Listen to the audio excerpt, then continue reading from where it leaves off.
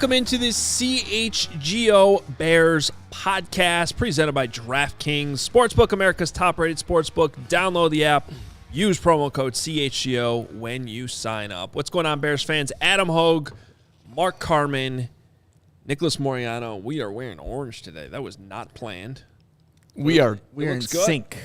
It's 23 days before the draft. We are locked and loaded, and Greatest number of all time, 23. that's exactly right. No debate. Besides number 9. Michael, So it's just my favorite. Number 9 is just my favorite. why is 9 your favorite? It's just my favorite.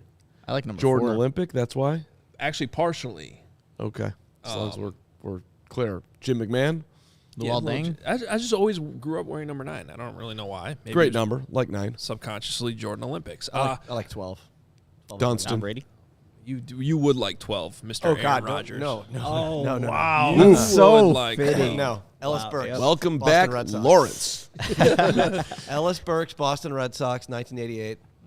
AL Rookie of the Year, I believe. They all say. I like Dallas Burks. Lawrence is back from Arizona. I am back from Arizona. You guys are back from Burbs. Arlington Heights and South Loop. I'm back from a great conversation with all my fans and non-fans. I appreciate all of you. I can't wait to get to the next Did you level. start an OnlyFans account or what? I haven't gone OnlyFans quite yet, but Quite yet. you never know what the future holds. Let's go. We are starting today's show with a huge announcement. Very excited about this. I've been just anxious to share this with everybody. But we have details on our NFL draft party. Oh, boy. Which is coming. It is a 2-night CHGO Bears draft party. And it is at Joe's on Weed Street. How about that? We are going big time for you for the biggest Bears draft we can possibly remember. Thursday. This is news to me, the 2 nights thing. I love it. Yeah. Well, you were going to be working both shows anyway. They're just going to be Here at we go. Joe's. Of course, Thursday, April 27th, and Friday, April 28th. And we will be doing live shows, live draft shows from Joe's in front of you if you come out. These are 2 separate events. I want to emphasize that. But tickets will go on sale tomorrow. All tickets will include an all-inclusive premium drink package. Say that again. All-inclusive premium drink package included with your tickets. That also includes Goose Island, of course, Goose Island beers, and cocktails. Again, premium cocktails. We'll have VIP tables, reserved seating, and general admission. So there's different ticket prices depending on the package you want. And again, these are 2 different events, Thursday and Friday. Hopefully you can join us for both, but if you can only make it one night, we're setting it up that way for you. Again, tickets will go on sale tomorrow, Wednesday at 10 a.m. It is limited space. We have a cap on how many tickets we can actually and how much space we can actually fill. And of course, if you are a CHGO diehard, this is one of the perks of being a diehard. There is a discount for CHGO diehards. So now is a good time Go sign up. to go sign up. If you're not a diehard, you can take care of that today. And then when tomorrow at 10 a.m. comes around and tickets go on sale, you'll be ready to go to get that discount. We're going to have a great time. I am really excited. And as Andrew points out, maybe we should be phrasing it as premium cockies. That's exactly. So we need some underlining here. Number 1, it's premium cockies. Number 2, the diehard membership pays for itself once again. So It's a great way to support us and a great way to get value. And there's just I like to call that a win-win. And the key point here is that you can be as loaded as you want, assuming that you got that designated driver and your Uber set up at our CHGO Bears draft party. I mean, let's, And don't heckle us that much. Keep it. Heckling is. Keep it in line. You're allowed to do what you want to do. Just come on. If you're coming out, you can heckle. Just be nice about it at the same time. Yeah. And to clarify, It'd be a fun time. our shows will still be live on YouTube as they always are. Of course. So if you can't make it, if you live elsewhere, we totally understand. Of course, if you're in the area or you want to make the trip back to Chicago, because we know a lot of our viewers and listeners live elsewhere, great weekend to do it. I know I'd rather be here than in Kansas City. People go to the draft. 100%. It's the same thing. It's just going to be hanging out with a Bears-centric vibe. And Goose Island. I mean, yeah, it sounds like an amazing time, especially because the Bears, they finally have a first-round draft pick. You can be with a bunch of Bears fans, and then once that pick is announced, you can celebrate, chug a beer, whatever it is. It's going to be a great time. Greg brags on his game early today. If you get tickets for both nights, you could stay at Cram's house. That's funny, Greg. I don't think it's that funny. So that's still a thing. The cram. That's still a thing, huh? Oh, yeah. I don't know if it's a thing. It's definitely a thing for Greg. For Greg. It's a thing for him. I like to call him Gregory. Yeah. By the way, Gregalicious, right? Gregalicious Greg- was another one. yeah, that was in there too. So, but this is awesome. I hope we see everybody out there. We had a big brawl last night on Bears After Dark about Jalen Carter not getting picked in the top 9, and I've got bets with Gary Ross and Nicholas Moreano and many others. So if people want to line up and get paid in person. So, by the way, I tried to get away from you guys last week when I was in Arizona, and every day my dad would just turn you guys on the TV and keep watching you. So I did teach him. I taught him how to log in on YouTube on his television so that he can actually hit that like button for us. So thanks, Dad. Appreciate you. Good to know you were still connected, Lawrence. Yeah, I didn't want to be, but I In the happy hour? You're in the happy hour? Well, one of the perks of seeing my dad in Arizona was the family friend that he rents this place with for the month. Shout out Tim Coleman. Love you. Don't get to see him a whole lot. He lives in Kansas City, so, that was part of the perks going to the White Sox game, seeing Tim. And, it was basically like, I feel like I've seen you. He said this to me. He's like, I feel like I've seen you all month because literally just been watching the show every single day. Appreciate the support. We That's awesome. we appreciate all the support for sure. And I know everyone is super fired up for us to go deep into the interior offensive line today. Let's go. So, speaking of the diehard, this is a perk you also get. We've been telling you about it, but we've also been telling you, it has been a work in progress, and we are getting closer and closer to a finished product as we get closer and closer to the draft. 23 days, and we are going to get there. But I spent pretty much most of my Monday, except when I was yapping with you guys on the show, of course, really diving into the offensive line and starting to come up with a consensus ranking for the offensive linemen. And you'll start to see this if you are a diehard. You have access automatically to our internal draft board, which we are updating constantly with our information. This is what we're literally going to be using on draft weekend as we, process the picks that are happening, all the information we put in here. So you are getting that access by being a diehard. And you'll notice that one of the things we're going to start to do over the coming weeks is come up with a CHGO consensus draft board, which will be specific for the Bears. So, Bryce Young's not going to be at the top of the board because the Bears aren't drafting him. So those quarterbacks will be out of there. Offensive linemen who aren't necessarily a scheme fit for the Bears won't be on there. We're going to do our best with what we know, the types of players the Bears want to add, the things we've learned from Ryan Poles, Matt Eberflus over the past year and a half or so, to kind of identify the players that really fit the Bears. And we're going to try to rank them accordingly for you. Will it be perfect? No, we don't have access to their actual draft board, but we're doing our best.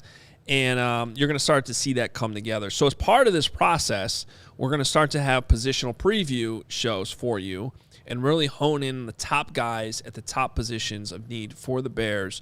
And we're starting that today with the interior offensive line, which we have a top 5 for, and we're going to dive into that in a second. But, as always, our guy the Duke is here. He's got a $19.99 super chat. And he says, as I sit here waiting for my toddler to poop on the potty, it reminds me of the Bears' interior offensive line. That's not nice.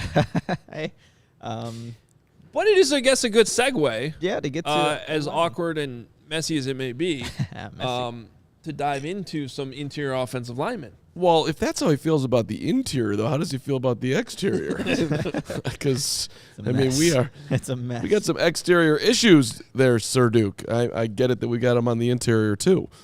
We still talking about offensive linemen? I don't know. I don't know anymore. But how about about worlds here? We should give love to the Duke, who gives love to this show. First of all, I was driving last night, and I'm listening to CHGO Cubs, and the Duke is throwing his Dukeness around in the Cubs post, which Dukeness? His Dukeness. Is that what we call him now? His Dukeness was present on CHGO Cubs last night.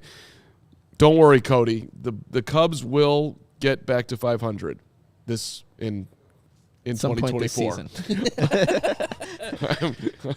We have to start talking about the White Sox. We'll go back. But I'm just saying we appreciate the Duke. We appreciate the fact that the Bears have a lot to address, interior, exterior. So I don't know where you feel more comfortable. I feel a little bit more comfortable on the interior, although the concept of Cody Whitehair playing center, which seems like it's very much a possibility right now, is an interesting one and concerning. Well, it is, and I think that I don't know if it's necessarily concerning, but I do think the Bears are in a better position with depth-wise before we get into some of these prospects of just by adding Nate Davis.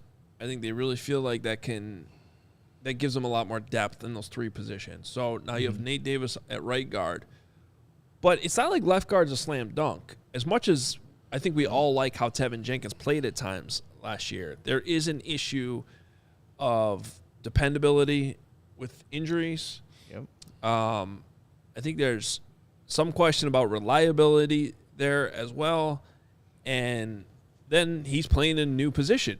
They're moving him over to left guard. Now, he had experience in college of moving around and being a versatile player like that, but it's not necessarily a slam dunk that moving the left side is going to be perfect. And then with Cody Whitehair moving to center, I do agree with the Bears in their evaluation and looking at some past tape that he can be better at center. But this has been an ongoing theme now since this guy's been here, and he's one of the longest tenured players on the team. You don't move him between center guard, center guard, center guard. And now you have Lucas Patrick sort of in a backup role. Mm-hmm. But I don't think that any of this prevents you from drafting an interior offensive lineman in the second round. It would be wise for the Bears to add depth at that position because I think with Tevin Jenkins showing some signs at right guard, it was nice to see. But you just don't know how long he's going to be out there on the field, right? He's had his injury issues. When he's on the field, he can do some good things, but one guy goes down in that room and you have maybe Lucas Patrick starting at center. You have a new guy, Nate Davis, who I think fits the scheme what they want to do. But, yeah, when the Bears are looking at their 10 draft picks that they currently have right now, the interior of the offensive line can definitely be a focal point that they can look to address, especially with some of the guys that we're about to mention in a little bit here.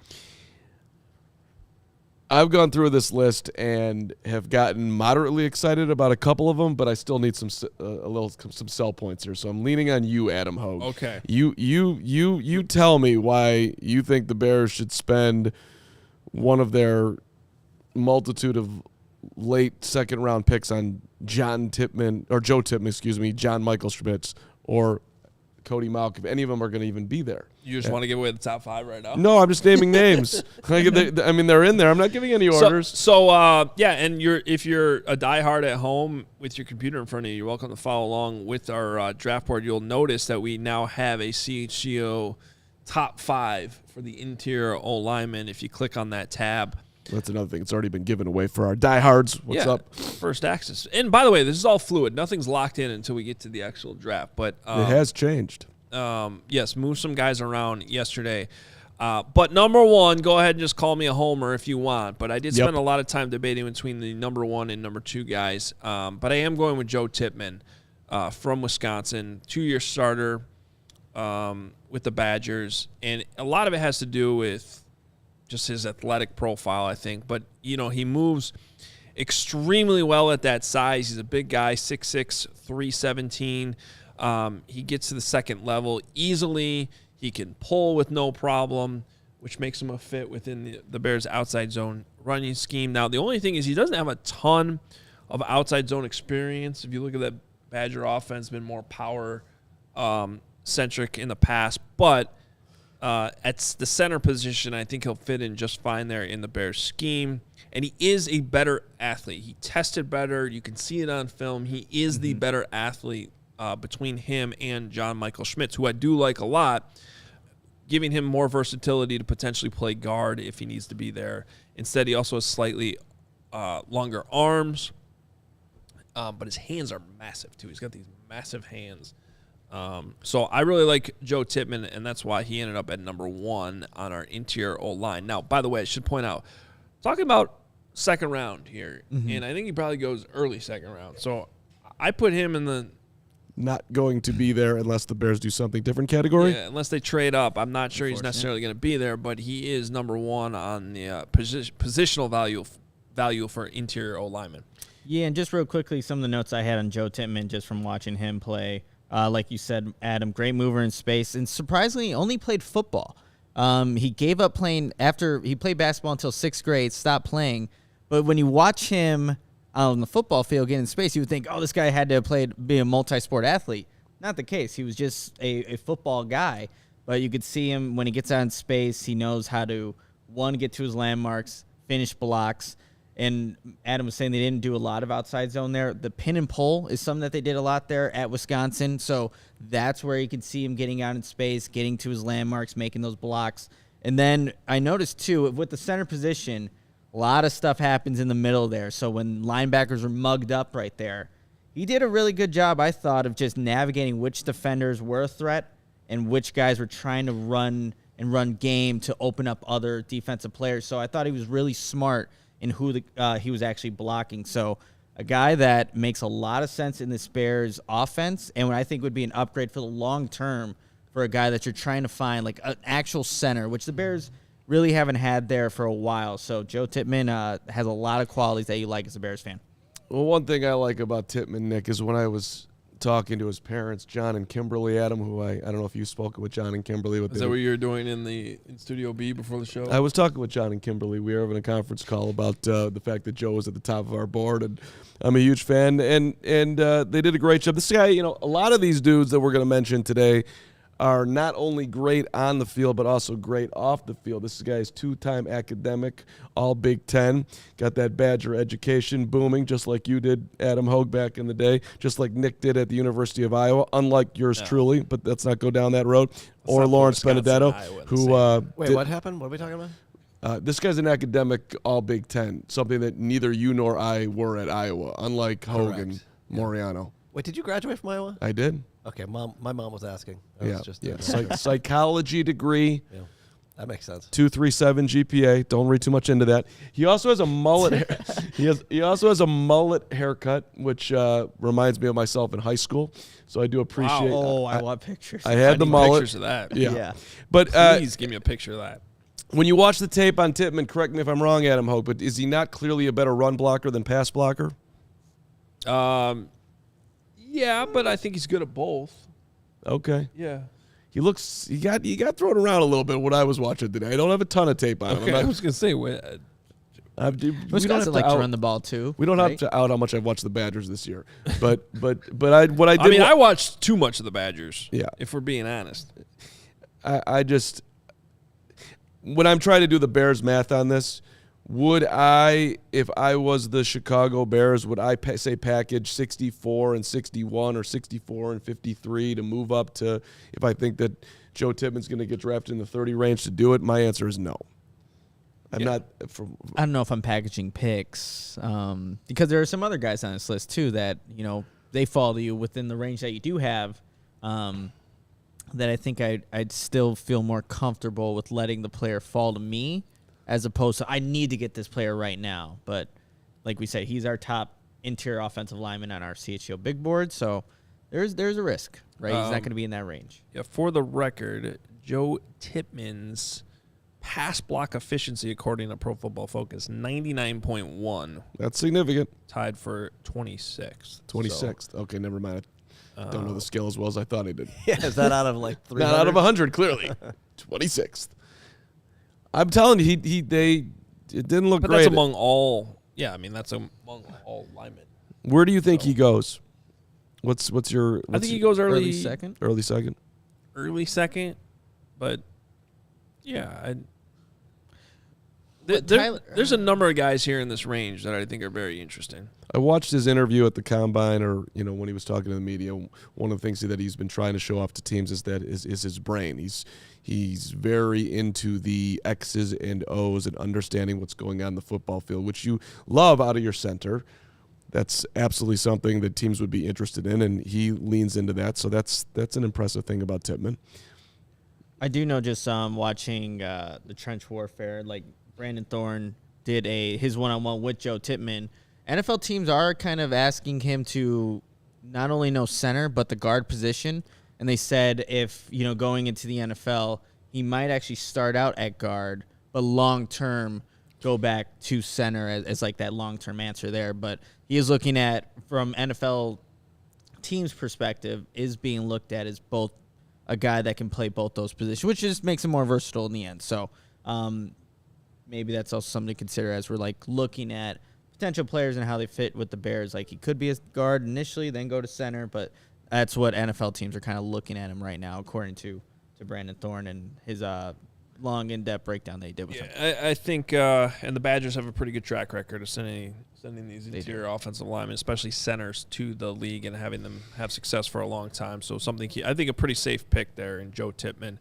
Before I move on to number 2, I want to make sure you know this Saturday the action-packed UFC 287 fight card finishes with an epic rematch. Longtime rivals Alex Pereira. Somebody help me out. Israel Adonijah.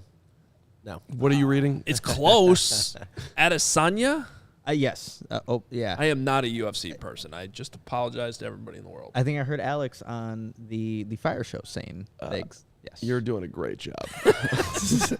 How's that? Anyway, Alex and Israel, not Adonijah, will face off again for the middleweight title throwdown for your shot to win big with DraftKings Sportsbook, the official sports betting partner of UFC. New customers can bet just $5 on a pre-fight money line and get $150 in bonus bets if their fighter wins. Plus, all customers can get closer to the octagon excitement with DraftKings same-game parlays. You can combine multiple UFC 287 bets into one for a shot at an even bigger payout. You can download the app now. Use code CHGO. New customers can bet just $5 on a pre-fight money line and get $150 in bonus bets if their fighter wins. This Saturday at DraftKings Sportsbook with code CHGO. Minimum age and eligibility restrictions apply. See show notes for details. I will tell you, sport I know a little bit more about, basketball, did hit a nice little, what I thought was essentially free money last night on DraftKings, taking UConn and the over. Bam, bam. Thank you, ma'am. I actually took Okay. I went with the alternate spread, and I boosted it to 9.5. You went even higher. Good for you. Yeah, I got a better little odds money, that way. A little juicier. Yeah, I just went -7.5 over. I worked on the draft board the entire game. It was great. I mean, The game was boring to me. Well, I didn't over even was watch. close. Yeah, but I wasn't sweating it too much. Like, they had 60 points with 7 minutes left. Okay. I thought it wasn't like 132.5 and it ended up at 137. Oh, I'm sorry. I took UConn just over 71. Oh, Yes, right, UConn right, specifically. right. I should have clarified that. My fault. Yeah. well, congrats to the Huskies who did not. I mean, they weren't even challenged in the entire tournament. Close. What was the final? How last did they night? lose 8 games in the Big East? I don't know. They had they in non-conference they were awesome. They covered every non-conference game. It was amazing. Did DePaul? We were riding that early on, and then they got a little trouble mid-season, but Shout out to CBS for like basically playing Jim Nantz off like it was an Oscar speech. He was like doing this heartfelt goodbye, and they're just like, the music's blaring. They're like clearly extending the. I was a little bummed out by one shining moment. Couldn't we have done a whole thing on the Wildcats? Had to have one shot of Chris Collins. Give me some Boo Booey. Give me some Chase Audige. Come on, man. He was angry too. It was just like Yeah, it was an yelling, angry right? Collins. There wasn't enough Fairleigh Dickinson. It could have been better than. Yeah, that's true. There wasn't. No? I mean, one shot of FDU. The reference to Pitt was their sign falling off the wall. Could have been They worse. showed the dude That's pretty funny. back in his chest. Okay. Yeah. Yeah, maybe a despondent Purdue would have been good too. Kevin is saying. I think it should have just been a shot of Braggs. I mean, That would have been Crying. nice. I did with. That should have been Purdue's contribution. I saw Braggs when Zach Edey was on my screen. There he was. Walking away from all of us. Nick, what's up over there? By the way, since you mentioned the UFC, Pearl Gonzalez, who was on the show, got robbed. That was BS. She won her match over Gina, even though she didn't. But She bloodied up Gina. She like beat the shit out of her. It was impressive. Pearl's real. I believe you. Pearl was real. If you haven't seen that, listen to that interview, and you have any UFC/Bears love, check it out on the old YouTube. Sure. What's also real though, Mark? What's is also Shady real? Rays. You can take on the sun with gear built to last. There's no sun right now, but Shady Rays, our friends at Shady Rays have you covered for the warm weather ahead with premium polarized shades at an affordable price. Shady Rays are an independent sunglasses company that offers a world-class product that's just as good as any expensive pair that we have worn here at CHGO. Durable frames and extremely clear optics for outdoor adventures. And I have my Shady Rays in the car, for my convenience, whether I'm coming here to the studio, gym, wherever. I got my Shady Rays ready to go. And what's awesome, if you lose or break your pair, even on day one, they told us they'll send you a brand new pair. No questions asked. Just wear your Shady Rays with confidence because they have your back long after your purchase. Exclusively for our listeners, Shady Rays is giving out their best deal of the season. Go to shadyrays.com and use code CHGO for 50% off 2 or more pairs of polarized sunglasses. Try for yourself. The Shady Rays are rated 5 stars by over 250,000 people. My Shady Rays got a lot of use last week in the desert. Yeah, as did mine. Tell you that. Yeah. If we put them on their way home today, we probably won't be able to see anything. It is looking dark out there. Yeah, there's no sun. Everybody be safe. Speaking of, is our roof okay in this building? I don't know. There were a lot of messages about roofs and stuff while we were gone. I came in when I wasn't supposed to, and I was here by myself when the roof was getting fixed up. That's just a bad job by me in reading. I live here. It's fine. Don't worry about important. it. I sleep here most nights, so You do. it's very comfortable in here. I'm like Chad Johnson. Why would I need a place? We've got everything I need here. There's water, coffee, good location. Walk right down the street. Goose Island. No one's here. We got couches.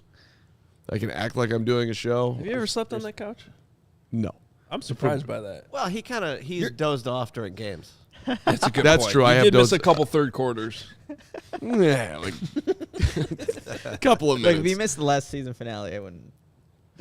Gary Ross sorry. reporting massive storms in McHenry. Gary now officially the weatherman of the show, too. Gary Skilling. Okay. My dad is finishing his drive home from Arizona today, and he's coming from Kansas City to here. I'm like, better take a smart route there, Yeah. Papa. Pop-hole. Or wait till tomorrow. All right, back to the interior O-lineman on the draft board. So you can kind of – I kind of gave this one away earlier, talking about who I was debating with as the number one guy. But another player I like a lot, John Michael Schmitz, local kid, home with Flossmoor, and went to the University of Minnesota. Don't worry, I can still give the Gophers some love. He comes in at second on our interior O-line list. Also looking at a second-round pick here. Almost 6'4", 301 on the weight. And, good player. Also, since Carm's likes the academic Big Ten guys. 4 times. 4-timer over here. Yep. With playing. with the John Michael Schmitz. And, he very well might be the top center in the draft. I think he projects more as a center where Tippmann can maybe be more of a guard. But he can also move easily. He has probably more experience than Tippmann in the outside zone scheme. Yep. So schematically, still a fit. Just athletically, he's more on the average side than Tippmann, where Tippmann can kind of wow you with some of his movements. But I don't think the Bears can go wrong if they end up with John Michael Schmitz. I think he's going to be a really good pro, and he comes in at number 2. Well, let's show out some love to John Michael and the fact that, local product, home with Flossmoor. We've always liked that about John Michael. Congratulations on his career arch, which is, I love the, you look at what the Golden Gophers have done. Their offense this year was great. He's right in the thick of it. This guy's as solid as they come as far as the locker room hits principal dude as well. So, again, probably not there, I don't think. Again, this is a, trade-up situation. You're not getting him at 53, 61, 64. So Trade up or trade back in the first round, add a second round. Sure. Yeah. Of course, they could go that way as well. Yeah, he's a guy that started 35 career games for the Minnesota Gophers there. But I think one of the things that stands out about JMS. The Gophers there. Sorry, I had to do a Minnesota accent. His ability to finish, you guys. I think when that you was watch your car him. moment of the show. That was great. that was a car moment. Am I allowed one Just car having moment? random thoughts go through your head and feel the need that you have to say them right now. Even though Welcome to he's- my world. Even though he's from Chicago. It was good. His ability to finish, you guys. I think when you see him get out in space, when he's in the run game, consistently he's not just looking to block people. He's looking to really hit those defenders, get them out of the way. And at Minnesota, they actually kept track of their knockdowns and the quality of knockdowns that they had there. John Michael Schmitz was getting, the highest level of these kind of knockdowns, these pancakes, if you will. And I think just, too, what he's able to do in this outside zone scheme, it really matches what the Bears are kind of looking for out of that position, the nastiness that they want in the offensive lineman. John Michael Schmitz has that. So if the Bears were to end up getting a player like this, you know that you're getting a consistent guy and someone that you project to be your center, hopefully for a very long time. But scheme fit, the hits principle, and a position of need. It all makes sense for John Michael Schmitz. And I don't want to know how much we want to read into the Ryan polls that he likes local players and knowing the organization. And to me, I view that as like a cherry on the top. I don't even think it's that. I think it's like one of the nuts on the Sunday in the corner. Just one little nut. Oh, yeah, cool. He rooted for the Bears. You know what? I got to say, I am proud of you in this moment. Because literally, as I'm standing there in Arizona, while Ryan Poles is saying that, I'm going, Carm is going to eat this up and blow this out of proportion. But no, I think you have the nice rational reaction to this. By the way, you should be happy that while the GM of the Bears is talking, I'm thinking of you. I am. I feel warm all inside. My cockles are expanding. No. That's the heart. Dennis Leary from like 1994. What's that? That's a reference from the Dennis Leary album. Like, it still makes me feel weird. No, you're okay. You're okay. Your what are expanding? My cockles. Yes. Thank you for thinking of me when you were talking to Ryan Paulson. He was saying that. But my point, I like to live in reality, and I'm in the NFL, and I'm going to get paid on the 1st and the 15th, and I'm going to really like the team that I'm playing for because this is my world. I don't care that I grew up rooting for the Bears. I mean, it's a nice, cute little thing that he said, but I don't think it's. That I wouldn't be drafting people based on the fact that they were Bears fans, but a nut on the Sunday, sure, why not? That's about it. We're not going cherry. Maybe a little bit of the whipped cream. Okay. Now we got to move along. But maybe if two guys are like literally equal on the board, he was a Bears fan. I'm taking him. Please make it on something else. No, I'm saying if it's like literally equal on the board. I know. And they're both sitting there. Measurables are like everything. Sure, I guess. If you want to, in a vacuum, they're dead even, and one of them was a Bears fan and one of them wasn't. Okay, take the Bears fan. Well, I actually should know this, but is Joe Tippmann from Wisconsin, too? Joe Tippmann. He is from Fort Wayne, Indiana. So no, he's an Indiana dude. So we don't have to worry about him sabotaging the Bears because he's a Packer fan. Which, of course, is not a real thing either. That was one of the things. Packers fan. Good. I mean, playing at Wisconsin. Not like that guy Peter Skoronsky. That's right. He's got all sorts of family issues. That was one thing I actually liked about Tippmann. Before anybody takes that out of context, Carm is referring to his grandfather playing for the Packers. Everybody as a family issue. That's a big issue. I'm not talking. I don't know the inside of the Skoronsky family. I'm sure they're wonderful people who do everything the right way. But the grandfather played for the Packers and was a really good Packer at that. Could be an issue for some Bears fans. Our guy Yoshino checking in with a super chat. $10. It would be good to have these guys for the depth chart and future starters. We have yet to see what Kramer and Carter can do. Cool Carter/Jones training vid. I did see that training video. I think they also do Pilates together. So big men doing Pilates. Impressive. Very impressive. This is interesting. Rob Schwartz, who's always contributing. We appreciate you, Rob. You know this. But he's saying his top interior. Yes, is, I put a poll on the YouTube Skoronsky. with 4 of the interior linemen and asked who is, if you had a draft board, who's your top IOL? And yeah, people are asking about Skoronsky not being a part of it. That's because we're so fair question. As of right now, I guess I am in the position to make these executive decisions as the GM of this operation. You're right. You are. I am keeping Skoronsky as a tackle.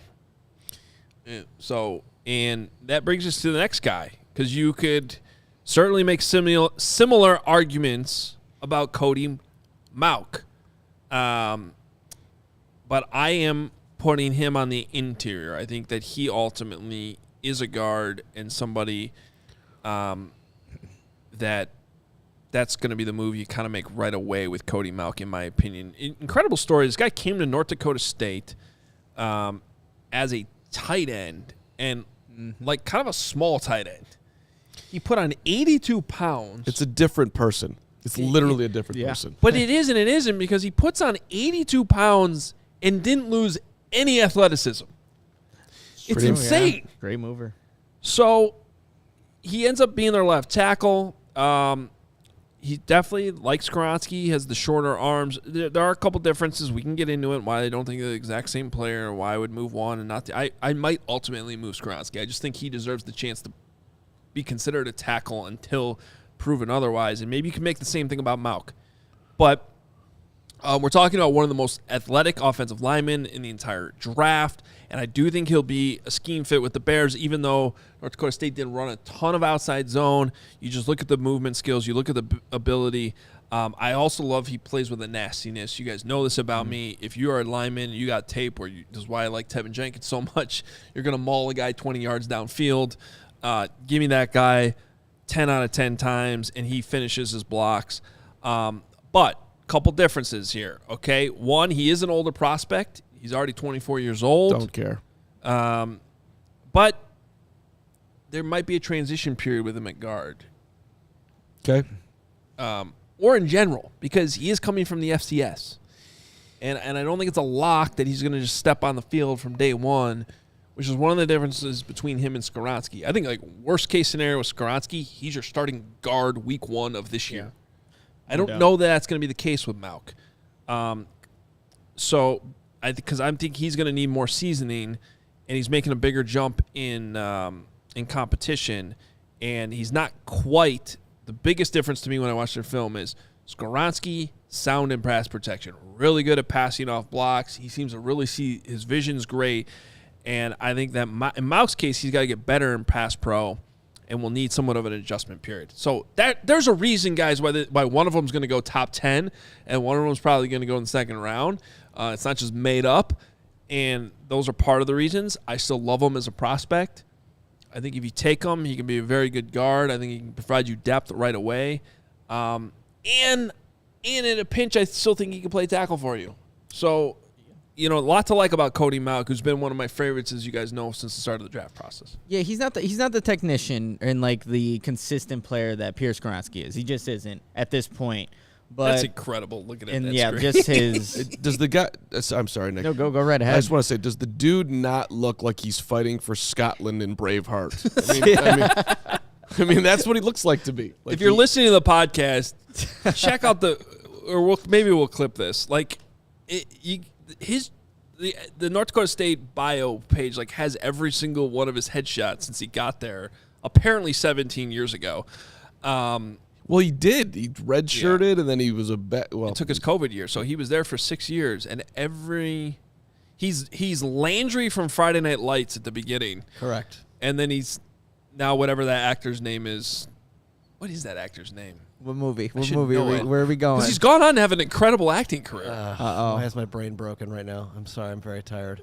I ain't pulling it. It wasn't in terms of endearment. But just the teeth. I think Jesse Plemons. Plemons, yes.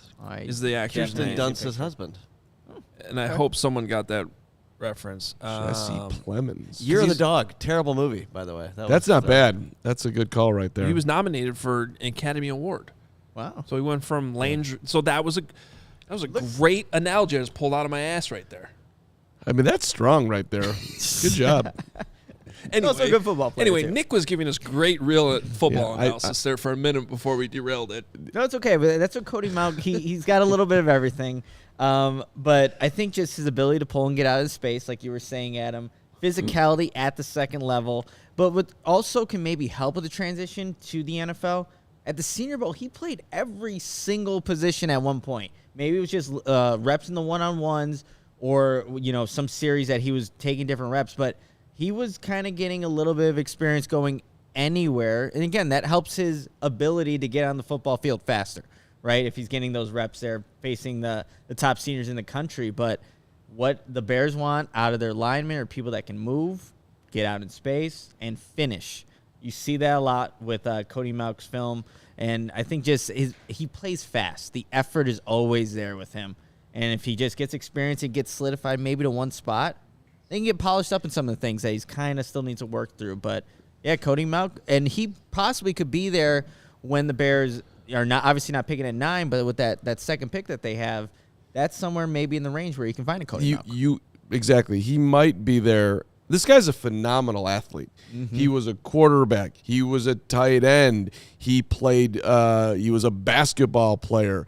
So, I mean, this is not just some big lumbering dude. This guy can do, which I don't know how much that actually will ultimately, matter in his success on the line in the NFL, but it's just interesting to me. Plus, the family background is just fascinating. One of 8. He's got 4 sisters, 3 brothers. They were at the Senior Bowl, and they all kind of look alike. the whole Mauch family? The whole Mauch family. You're like, that's a Mauch. I mean, if we're that's a Mauch. If we're looking for stories and fun people to talk to, you're from a Bears fan and or reporter standpoint, we would love some Cody Mauch. Cousin Jamie Mauch played on the men's basketball team at North Dakota State. Uncle Andrew Mauch was a javelin thrower.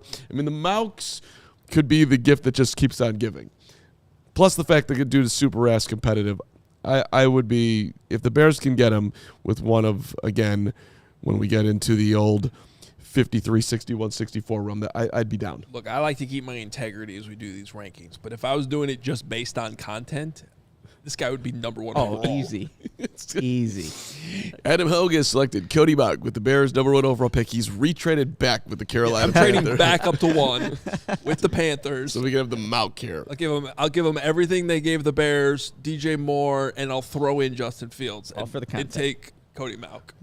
That's a lot of Mauch hype right there. That's a big-time love for of the Mauch. Content. I got it. For the content. Got to preface that. Yeah. Before we continue this discussion on the offensive line, I got to tell you guys about Athletic Greens. With 1 scoop of your AG1s, you are absorbing 75 high-quality vitamins, minerals, whole food source, superfoods, probiotics, and adaptogens to help start your day off right. This mixture of ingredients helps your immune system, gives you energy, and improves your focus, and that's why I take my Athletic Greens, and you should absolutely do the same. What's awesome about Athletic Greens is that it costs less than a cup of coffee a day. Also helps support better sleep quality and recovery, which we all definitely need. Right now, it's time to reclaim your health and arm your immune system with convenient daily nutrition. It's just 1 scoop and a cup of water every day. Super simple. No need for a million different pills and supplements. So look out for your health. And to make it easy, Athletic Greens is going to give you a free 1-year supply of immune-supporting vitamin D and 5 free travel packs with your first purchase. All you have to do is visit athleticgreens.com/CHGO Bears. Again, that is athleticgreens.com/CHGO Bears to take ownership over your health and pick up the ultimate daily nutrition insurance.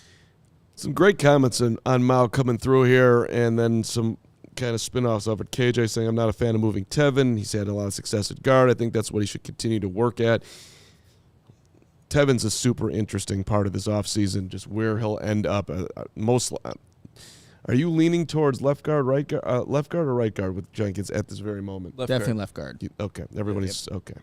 All right, just making sure I heard the conversation earlier today right. Consider that reporting. I believe the Bears are going to keep Nate. Okay. Because that's what we said earlier. That's what he's been, and I think the plan is to see if Tevin can play left guard. Yeah, which makes sense. This is from the Nate side, and I think Tevin can do it. I got a little confused what we were talking about earlier, but just circling back to that. All right, and now circling over to FOCO, Chicago, we've already got you covered for the best coverage for your favorite team, so get fitted out in the best sports gear around. FOCO's got you covered from Soldier Field to the living room, north side, south side. They've got some new gear that we're going to be displaying out here, too, so that's exciting. They also, of course, always have the hoodies, the slippers, the signs, the bobbleheads, everything in between. Get decked out like DeMar. Bulls, huge game with the Hawks tonight. Talk about that later. The leader in sports merch and collectibles, FOCO. He had to shut his own I did. Talk about that later, Carm. Perfect gift for the football fan. You're like, FOCO's got you covered with hoodies that fight that Lake Michigan breeze. It's still going on out there. Can we get summer, please? When we do, FOCO's got all that gear, too. Check out FOCO.com or click the link in the description below. For all non-presale items, use the promo code CHGO for 10% off. our guys at FOCO. Also need to give you our DraftKings pick of the week. And I'm going to tell you right now, as painful as yesterday was for the White Sox, Dylan Cease back on the hill tomorrow. Oh, hell yeah. Let's go. Get out of here, Giants. They're going to bounce back, get the ace on the hill, take advantage of your Dylan Cease days on the DraftKings schedule. How about that? That's all I'm going to tell you right now. I had him for 6+ Ks in his first debut, and the money line on the Sox. Yeah. I won money. I actually want to bet. So money. It happens. It's not. That's what not Dylan fake. Cease can do for you on DraftKings. I almost brought back the mustache because of Dylan Cease. Dude was straight and nasty on opening day. Oh my God, it was like a wiffle ball. And he seems like he's settled into the speed of the game. Mm-hmm. Give me the ball. It's like Mark Burley-esque, like how quick boom, it is. Boom, boom. You know what's really refreshing too? Not that he wouldn't be on top of it anyway. I just appreciate how much Steve Stone can like adapt and just embrace. He's like, yeah, deal with it. New rules, love it. Keep the game moving. Well, it's the greatest thing baseball's ever done. It's These so games good. Are going. It's so good. So, yeah, and also if you missed off the top of the show, just another reminder, we opened the show today with huge news on our 2-night CHGO Bears draft party. It's happening at Joe's on Weed Street. That's right, we're going big for the draft, as we always do for you. Thursday and Friday, April 27th and 28th. They're two separate events. Want to emphasize that. What's wrong, Lawrence? Nothing at all. Okay. Hey, buddy. You should say draft parties. I'll say that. Oh, okay. Yeah. Oh, it could be. It's a 2-day draft party. Yeah. My guy Griffin House is playing in Milwaukee on that Thursday night. He's playing in Chicago on that Friday night. I'm missing both shows because I love I thought you were missing life. both these shows. See, that's the thing. We actually booked Joe's instead of him. Yeah, we could. That's how big time it is. Maybe we could get the house to come in for a late night Friday or a pregame. How about a pregame, Griffin, before he goes over? Hey, all tickets will include an all-inclusive premium drink package featuring Goose Island beers like the ones right here in front of you, and cocktails. VIP tables, reserved seating, general admission. We got different tiers for you. Again, we're doing the show live from Joe's. So if you can't make it, we're still going to be here for you with our draft shows as we did last year. Really excited for it. But now you have the option to show up and be there with us. It's going to be a lot of fun. Tickets go on sale tomorrow, Wednesday at 10 a.m., and limited spaces available. So be ready. And if you are our CHGO diehard, you get a discount. If you're not, you might want to go sign up today. Because I promise you, between these events for the draft, our tailgates coming up in the fall, the discounts with the events pay for the diehard membership, including all merch, the discounts you get with merch. It pays for itself. So jump on there today, become a diehard. You also get access to the draft board, which we are talking about right now, and continue to do so as we go through our top 5 interior offensive linemen. Again, if you're just joining us, Joe Tippmann, number 1, interior offensive lineman. John Michael Schmitz, number 2. Cody Malk from North Dakota State, number 3. Very upper Midwest feel so far. So let's go to Florida. How about that? Let's go, Florida, baby. Osiris Torrance, number 4. Now, I want to be very careful here with Osiris Torrance. He's a good player. And on some draft boards, he might be the number 1 guy. I just think schematically he's not the best fit for the Bears. And we'll get into some of the whys on that. But this is why I have him down at number 4. It would not shock me if he ends up getting drafted earlier than some of these guys we've already talked about. But as I mentioned earlier in the show, we're trying to really cater this draft board, the CHGO consensus board for you, to the Bears and what makes the most sense for the Bears. So this is why he's coming in at number 4. For us, Osiris Torrance from Florida, almost 6'5", 330, big guy, who I also think will probably go in the second round. He's just a very consistent, reliable player who's been a guard his entire college career. You may or may not know this, but he actually played at Louisiana Lafayette for most of his college career. 3 years. Yeah, the great majority of his college career before transferring to Florida in 22. But I really like the fact that he goes from a smaller school, shows up in the SEC at Florida, and was great. Never allowed a sack in college. I think he'll probably come in and be a plug-and-play starter for some team. But he lacks some of the foot quickness that these, especially Joe Tippmann and Cody Mauch have. And so I'm not sure he's the best fit for the Bears. I think he can be a fine fit for the Bears, but one of the things you got to keep in mind, whether we're talking about quarterbacks, offensive linemen, regardless of the position, fit is everything when it comes to the draft. And it's a big reason why these boards look different from team to team. So we got him at number 4. Yeah, I think he's definitely a mauler. Like, he's a guy that's going to physically impose his will on a defensive lineman. He had some really good reps against Jalen Carter, who's arguably the best defensive prospect in this draft. But I think when you're looking at for the Bears, like, you'd want to see a little bit more of those movement skills, but there's no denying that if he gets his hands on you, he's going to put you where he wants to put you. And that's why Torrance is maybe higher on some people's boards and overall can fit maybe in different schemes, a little bit better than the Bears scheme, but a guy that is physical in nature. And he was on Good Morning Football earlier today. He called himself the best interior offensive lineman in the draft. And, you know, you got to hype yourself up, right? But he's definitely a mauler, a brawler, however, whatever adjective you want to use to describe his physicality, he brings that, and he did against some of the best competition in the SEC. I just love his career arc. I'm going to go to a small school. I'm going to get on the field right away. He started in 13 of 14 his first year. Then he starts to move up as far as the conferences go. He's playing in the Sun Belt at Louisiana Lafayette. He's second team, then he's first team. It's like, you know what? I'm going to go and play in the SEC and show you that I can do it against the best. He was consensus All-American this year. So this dude, he got I'm not going to go sit. I'm going to go play immediately. I'm going to go prove myself on this level. Then I'm going to prove myself on the top level. So there's a lot of things to like about how much time he's been on the field. I'd be very comfortable, but I don't think he's going to be there either. This guy's probably going late first. Yeah, and a lot of people in the comments have said that we have him as a second-round pick because that's where I would grade him out for the Bears. I wouldn't, not that the Bears have a late first-round pick, but I think that'd be a little bit of a reach considering potentially schematic issues. Again, I don't really think it's an issue. I think he could play. I just think it limits his ceiling maybe a little bit in the Bears offense compared to, some people throwing out the Steelers, whatever. He's going to be a good player for a team. There's no question in my mind. I think he's an early player. I think he probably gets on the field with more consistency than Cody Mauch does, even though I put Mauch ahead of Torrance. I just think going to the Bears would limit him a little bit. That being said, I think he's a very safe pick. So if he, kind of a moot point, though, guys. I don't see the Bears trading up for him, and I think he'll be gone by the time they even get to their pick if they're still picking at 61. I actually heard the Bears are considering some level of a package deal to go and get Anthony Richardson and pair him with Torrance and put those two together. And Stop. Yeah. No. Just a little side point. It's just an interesting part of his profile here is that he's got a year with Anthony Richardson, who's making all sorts of noises about where he's going to end up. Yeah. That's all. Thank you. All right.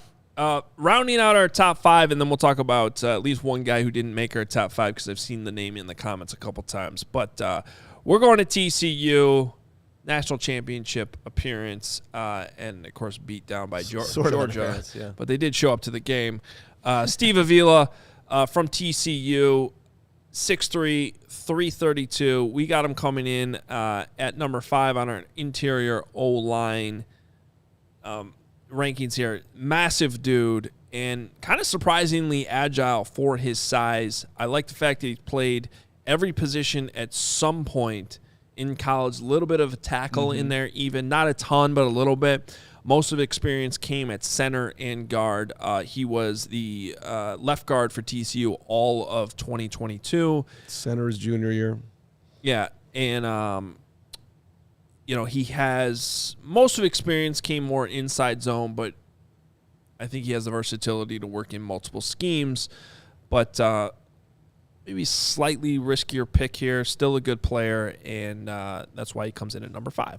Yeah, and another guy that had an opportunity to face some of the top edge rushers and interior defensive linemen in the country, Tyree Wilson and Jalen Carter. He did pretty well in those matchups, but also a guy that didn't allow a sack too. So you're looking at what he's able to do on the field, the competition he's playing, and he was a guy that was at this past Senior Bowl, did a lot of good things in the one-on-one reps there.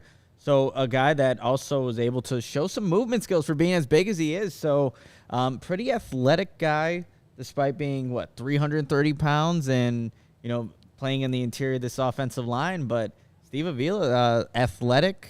And whenever people can go up against some of the top edge rushers in the country and are going to be top 10 picks, I put a little bit more weight into that because you're going up against these matchups, and not only are you showing up for them, you're winning some of those matchups, which is always good in my book. Got a little hits principle to him as well. Team captain, locker room leader, well respected, well liked. Interesting. He's got the winning part of him too. There's this would be a look what TCU did with their running backs too, and obviously they made it to the national championship. They didn't really play in it because they got destroyed, but they're able to do a lot of things in the run game with the running backs there, and obviously Max Duggan had a really good year. He's a part of that, being part of that offensive line that was able to get these the playmakers the spots that they needed and the production that they ultimately had. I'd also like to throw out that I don't know if he's related to, but one of the great vendors in Wrigley Field history is David Avila. Did a great job in the right field corner. So just want to get David on the show here today. Always comes back to betting somehow. Was there a Chicago news anchor Avila? Yeah, Avila? No, Avila, Jim Avila. Jim Avila. Yeah. Do we think this kid's name is actually Avila? No, it's Avila. Well, Avila. I've heard it pronounced Avila. Okay. Just curious. By multiple people. Avila. I haven't talked to Steve exactly, so I don't want to completely confirm. All right. We do, if there's any super chats, we can get to those before we get out of here. But one name I know people put in the comments and is not in our top 5 would be Luke Whippler from Ohio State. And I think he's probably right there in the conversation for number 6, but he is a little bit more undersized, and I think he's a center only, so I don't quite think he has the same type of versatility, in my opinion, to move around the line. And I mean that's primarily where he's been. That's the only position he's played the last 3 years. 2 years started the last 2 years for Ohio State. So slightly undersized. The arm length, not quite as an issue for a center, but way on the low end. So, if we're going to look at things that the Bears care about, that arm length being that low is, I just don't know if he's the best fit for the Bears. But, athletically, he's still there. I think he'd be a solid player. I just personally don't have him in the top 5. Yeah, and actually Brandon Thorne mentioned Luke Whippler in my piece that's on All CHGO. Right now, you can check that out. He said even Luke Whippler is another guy that a lot of people like. I'm not as high on him, but he's just undersized and small. But he's athletic and young and hasn't played a lot. So there's a little synopsis of Luke Whippler from one of the best guys in the game and breaking it down in Brandon Thorne. You nailed it for me as far as the lack of time on the field would be the most concerning part. Also, the Ohio State University. I'm good with having quarterbacks from there and even a wide receiver and even a left tackle, but we can't. I mean, we got to draw a line at some point here. It's enough Buckeyes around here. Well, you see, you have 3 offensive linemen, that might go in the top 50. They're C.J. Stroud, number 1 overall, potentially. They got some ballers there at the Ohio State University. They do. They do. Yoshino, $2 super chat jumping in here again. Great show, guys. Thought on the KC Germany rumors. Yeah, did you guys talk about this last night? We did not, Tex. We did not mention anything. These rumors have been out there. Yeah. Obviously, our guy, the Cap Man, put it out there like it was a certainty yesterday, which it very well may be. I checked on this a little bit last week and couldn't find anybody at the owners' meetings to confirm or even give me a strong hint one way or the other that this was happening. I would not surprise me the Bears would bring a huge international draw. Certainly a Justin Fields, Patrick Mahomes matchup would be fun to watch. It also takes away one game, a road game, Kansas City, where they'd have the advantage there. Bears fans are going to travel, right? Yeah. So you have that. I would love to go I'd rather Germany. play the Chiefs in Germany than in Arrowhead. Kansas City. Although the Bears did win their last game at Arrowhead. I don't know if you guys remember that. One of Jay Cutler's greatest passes. Fields had. Oh, to Matt Forte. Yeah, right? Well, yeah, that play, but also the throw in the back corner of the end zone. Marquise Wilson. Marquise Wilson to win the game. Wow. And just know that it's been on CHGO's radar for quite a while now. This is a possibility, and we're on top of it. Don't you worry. And Gary Rockrose wants to know if there's a CHGO only flight to Frankfurt. Well, I mean, Maybe if we get enough Frankfurt, demand, well, let's pull it off. We might have to get the Duke involved. The Duke, bring out the private charter to Germany. I'd love it. Instead of sitting coach on an all-night flight. But I will say this: if that is happening, we got you covered at CHGO. We will be there. We will have fun. We will have events for you. Okay, travel budget. All right, let's go. Do we want to mention anything before we get out of here on the Minnesota Stadium story? That if you want to bring it up, so I can shoot it down for you. Why don't I throw that alley-oop to you, because it is out there today that your favorite stadium was it TCF Bank, right? Is that how the U.S. Try Bank. again. U.S. Bank? Yeah. U.S. Bank. Close enough. TCF's the Gopher Stadium. Yeah, okay. There's a lot of banks out there. That's fine. The stadium up in Minnesota that we all appreciate, that the Bears love, and that Kevin Warren built, has a $300 million improvement bill that's coming due. The stadium was looked at. Much of the stadium was determined to be in good shape. Areas to be considered in fair condition included the service corridor in the main conference, some directional signage, some floor tiles, some grout in the restrooms, some chipping on the outdoor walkways, some bent hand railings were going on. And the big thing is the in-house TV distribution system is, quote, nearing the end of its life. So people are kind of, at least some Bears fans are getting hyped that Warren blew the stadium up there, and you're about to shoot that down, Adam Hoge. Well, that's actually more information than I've seen on any. I was curious what, the original story I read did not have any of the details of what was actually wrong with it. You want to you want me to do you want to see No, what it's fine. It's fine. But my general point is, you buy a bigger house, a nicer house, you have more maintenance and more expensive maintenance. It's pretty common. It's not duh. Well, they got to spend $48 million a year for about 10 years to keep the thing up, which is. It doesn't sound that crazy to me for how big of nice of a stadium as it is. $48 million a year, no biggie. Think about how much this stuff costs. You got to go on. We got to get you up to Minnesota and you go to a tour of the stadium. Listen, and how nice it is, really. Right. I'm not dismissing that. It's certainly you'd like to not have maintenance repairs, but I agree with you. By the way, this is pretty much a non-story. But I also would like just to throw in there that level of bill and life is something I cannot relate to at all. Most of us. That's just so. It's no big deal. 48 mil here. This $500 billion thing. What? Kevin Warren just lives in a different land than us here at the Carm can understand. I still appreciate you bringing it up though, because it's something you got to keep in mind here is you're building a stadium. The money doesn't stop once the thing's built and opened up. It's going to cost a lot of money to keep the thing going. Running, yeah. And that's going to be a world that the Bears are going to go from a world where basically they send communications to the park district for help to upgrade things and basically get no response to, okay, it's now under your control. You can do these things, but it's your money now. Mm-hmm. You got to do this. However, one little nugget I wasn't able to share yesterday that I had on my list of things that I got from the owners' meetings was I think we've seen a willingness from the Bears, especially in the last decade since George McCaskey took over as chairman, to put the money into things that need to be upgraded. We've seen the facility double in size, multiple expansions of Halas Hall, and now even smaller things since they upgraded Halas Hall. They are in the process right now of adding a second heated practice field to the facility. So it's not a brand new field. They're taking, if you've been out there for training camp, they have two fields right next to Halas Hall, right next to the physical building. And the one closest is heated. So when you get into December, and hopefully you're playing more games in January, right, in the future, they've sort of been limited to one field because the ground freezes, you get snow, and so they're basically down to one practice field and then the indoor facility.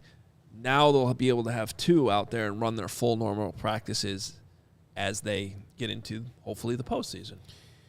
Making improvements. I like it. All you have to do is look around the city. When Tom Ricketts got the Cubs, he had a huge bill to pay to get Wrigley up to standard, what it should be, and he did it. So thank you, Tom. And if you go back before that, they let Comiskey Park just fall apart. Yeah. I mean, that place could still be standing and was as great as Wrigley, I would argue. But they didn't take care of it. So, yeah, you got to keep you have a stadium, you got to take care of it. Well, and here's the other thing, not to get into a huge stadium conversation, but like the lifespan on some of these stadiums that have been built, especially like baseball recently, they're knocking these things down 20 years later. Which is insane. Ridiculous. You've seen it in Atlanta, you've seen that in Texas. So 7 years into a stadium as nice as US Bank Stadium, yeah, you're going to have to put some maintenance in it to keep it up. You're going to have to put money into it to keep it so that it lasts 50, 60 years, not 20. And now you're building a brand new stadium that's even more expensive in the future. So, I don't know. I don't mean to dismiss the story completely, but it just... It's a part of the process, was right? like, yeah, of course there's money you got to put into it. So, anyway, a couple super chats we got to finish the show. Matt, $2. I need a player to call the Hogs with Stromberg. What? Woo, pig, suey. Shout out Taylor McGregor. No? Wait, what? Yeah, Stromberg. He's an Arkansas dude. No? Okay. No, I know, but Come on. I need a player to call. I'm not doing any woo pig suey on the show. Was that... Yeah, I don't Rick. think anyone asked you. Was Hogs actually about Hogs and not Hoge, and that was a real thing? Yeah, no, it's about Rick Stromberg, who played at Arkansas, interior offensive lineman. Where do we have Rick Stromberg rated? Not in our top rated. 5. Not rated. Not in our top 5. I don't see him rated at all. Not in our Oh, no, top he's 4 from the bottom on our list. Okay. Yeah, we haven't gotten that far. We're This Stromberg. Not in the We're top getting 5, there. which was the goal of today's show. He's number 6 in our Stromberg's hearts, though. draft profile at CHGO, empty. Well, not anymore. We can add Matt's super chat to it. All right. All right, Bears on Kauai has an issue with Carm. $9.99. You're not alone, buddy. Yeah. I'm late and off topic, but Carm's rant on beer bats was ridiculous. I mean, are they forcing people to buy them to get beer, or are they collector souvenirs you can pay more for? Keep calm, bear down. All right. Bears on Kauai, and for those who didn't, do you know what's going on at Wrigley Field? Hoge? Very unlikely I have any clue that what's happening at Wrigley Do Field. you understand what's going on in the world? That's a loaded question. Are we here? Oh, here we go. So, so this is what they have at Wrigley Field. Mm-hmm. These are beer bats. All right, and I think they're $30, and there's 16 ounces of old style in here. And I'm telling you, Bears on Kauai and everybody else, that I am here for you to drink all the beer you want in a can, handed to you for $12 for a Bud Light or $13 even better for a Goose Island.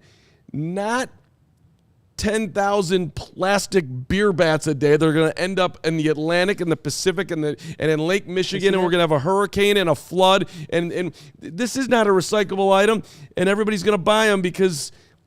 Also, didn't they stop giving out bats as souvenirs at games when you walk in because they were dangerous? There's that too, but I kind of want to have this as a prop for every time you have a bad take. This is a good take. We do not need these plastic things walking around and everybody sipping out of them. $30? When there's a hurricane, a tornado, and everything else every single day. 30's crazy. Forget about the price. If it was $1, I don't care what it costs. Oh yeah, it's just garbage. That just is Don't do this. I hate it. I'm just seeing all these things floating around. They're just going to be all over the streets. They're going to be all over the Dan Ryan. They're going to be all over Lake Michigan. Why can't we just have a regular recyclable paper cup for your beer or right out of the can? And now we got to go this route. And they are buying them up left and right. Don't buy this. And by the way, here's another thing where the teams are really going to hate me for this, but I'm just saying, stop going to the concession stands. Just for one, can we have one day where you don't go in there and pay $12 for a hot dog and $13 for a beer and just say that we're not going to do it? Yeah. No, I will not do it. It's unfair. I'm with you on this. We've talked about it for years, and I'm going to have a real moment with you. Like, I got I just don't. I knew this was going to happen at some point this spring, but my brain went from like, I'm so mad at the White Sox to maybe I should consider a ticket plan for this year. I actually looked at it for a while, and then I came to the conclusion I'm not doing that because every single game I go to, I'm going to spend stupid amount of money because they force you to, and I'm with you. That's where we don't do it. You know, plan your day around it, whatever. But like, I still like to have a beer when I go to the game. And same thing happened in Arizona last week. I just want a beer. They're only selling these giant double beers for $15. I don't want a giant double beer that gets warm in 5 minutes. I want a smaller beer that costs half the price. And now you got the Masters week. Here we go again. I got the Masters concessions right in front of me. You know how much a beer costs? Masters is cheap. $5 for a beer at the Masters. Grilled cheese at the Masters for $2. You can get pimento sandwich, baby. A breakfast sandwich for $3. A chicken biscuit for $2. That's amazing. Barbecue sandwich $3. Yes. Chicken salad sandwich $3. Ham and cheese on rye $3. You want to upgrade to a little Chardonnay? $6. Which, by the way, there is one baseball team in town that is always chasing the other baseball team. You could win over fans very rapidly by, you know what, we realize that our prices are just... They're not going to listen. I've been saying this for years about the White Sox. You want to get more fans in your ballpark, cut your damn concession prices in half. And go right at the Cubs. Go right at them. You want to go pay $13 for a beer? You come over to the South Side and you can get a most delicious Goose Island for $5 right here. I'm telling you, it would make it. That would matter with the 20 to 35-year-old crowd that you want coming out. That L goes right from leaving from wherever you're at in the city goes right down to the South Side. It ain't that much.